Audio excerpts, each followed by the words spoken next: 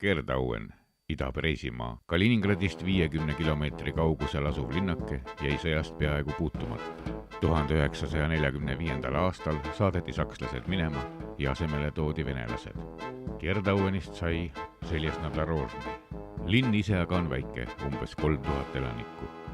Linna kõige kõrgemast punktist, Vana-Saksa kiriku kellatornist, avaneb panoraamne vaade ajaloolisele kesklinnale ja 5 tänavale. Linn ise aga on selline. Kirik on ehitatud Teutooni ordu poolt 14. sajandil. Kuni aastani 1957 kasutasid venelased seda kultuurimajana. Kui katusesarikad 1988. aastal läbi mädanesid, hoone hüljati. Alles jäänud väikeses Nartexis avati aastal 1990 Klaastaara vastuvõtupunkt. Nüüd on siin garaaž, mille siidne Peugeot 405. Linnas on kõik autod Teutooni orduaegsed või vanemad. Kiriku ja Turuplatsi vahel asub Pervamaiskaja tänav. Pervamaiskaja tänava juurest võib minna vasakule Željeznodorožnõi jõe juurde. Ei, parem siiski mitte. Aga läheme paremale.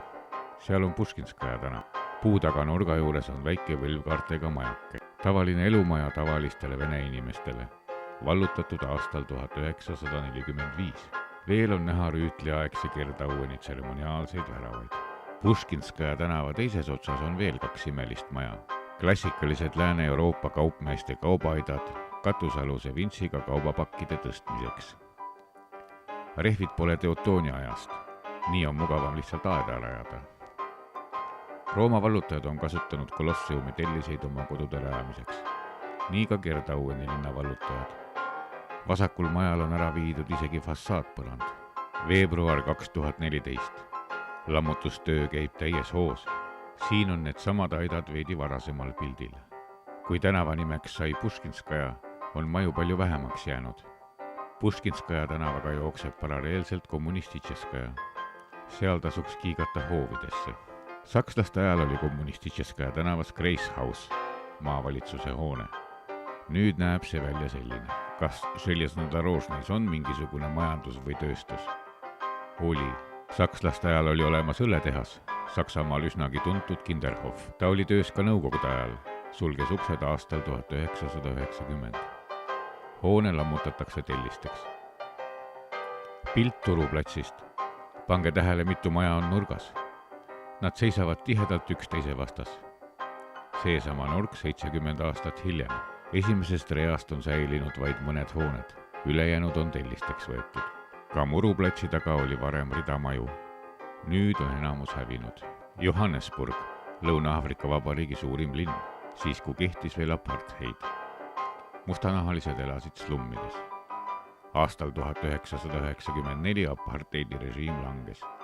Johannesburg täna. Katki löödud aknad, prügi ja laastatus. Mis on ühist Johannesburgi ja Kaliningradi oblastis asuva endise Gerdaueni vahel? Õiguse eest Gerdauen laastada maksid venelased kallist hinda. Ida-Preisi operatsioonist 1945. aastal suri 127 000 inimest. Nad vallutasid selle maa oma järeltulijatele slummideks. Mida teevad järeltulijad siis, kui kõik sakslaste ehitised on tellisteks lahti võetud? 3 kilomeetrit Željeznodorožnõist asub riigipiir. Edasi on Poolale kuuluv Ida-Preisimaa osa. Järeltulijad, kas te olete kunagi sinna sõitnud? Näiteks Olsten, endine Allenstein, samuti kaasaegne Saksa linn. Ainult 80 kilomeetrit venelaste kätte jäänud Željeznodorožnõist. Bartošeče, endine Bartenstein, 12 kilomeetrit Vene piirist. Vaid 12 kilomeetri kaugusel Vene maailmast. Miks siin pole sigalat ja laastatust? Sest see maa läks 1945. aastal poolakatele. Nemad jätsid juba 80. lõpus NSV Liiduga hüvasti. Astusid Euroopa Liitu ja NATOsse. Nüüd on nad Euroopas. Poola 2014. aasta keskmine palk oli 900 eurot. Poolakatel pole naftat, gaasi ega eluaegset president Putinit, Kommunistitšeskaja tänavat ja nad ei lammuta Saksa ehitisi tellisteks. Aga Kaliningradi oblast. Ta on olemas selleks, et poolakad, tšehhid, baltimaalased ja teised saaksid veenduda, et nad 90ndate alguses langetasid õige otsuse.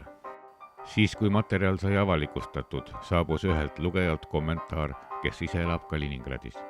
Jah, linn näeb õudne välja. Maja aknad on sisse löödud, kilega kinni kaetud. Vähemalt televisioonitaldrik ripub akna taga.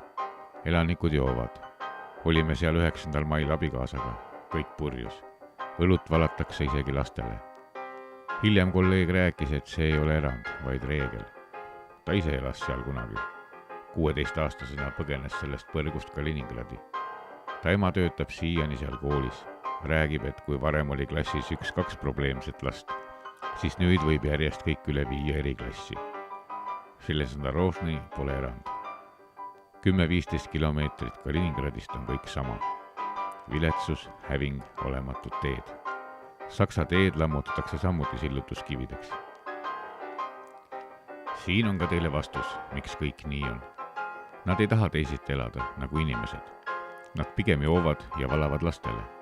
Järgmisele põlvkonnale eriklassis räägivad, et nii peabki olema. Selles seisneb Venemaa ülemus. Tuntud vene blogija Rustem Atagamov kommenteeris seda postitust nii. Kurb lugu sellest, kuidas sõjas peaaegu puutumatuna jäänud Preisimaa linn Gerdauen sai võitjatele sõjatrofeena saagiks ja mida nad 70 aastaga sellega tegid.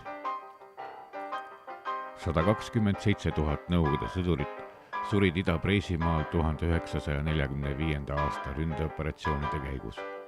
Selle jaoks, et Železnodožnõi elanikud teeniksid endale elatist lammutades Saksa maju tellisteks. Häbi sakslaste ees, oi kui häbi. See igavene küsimus.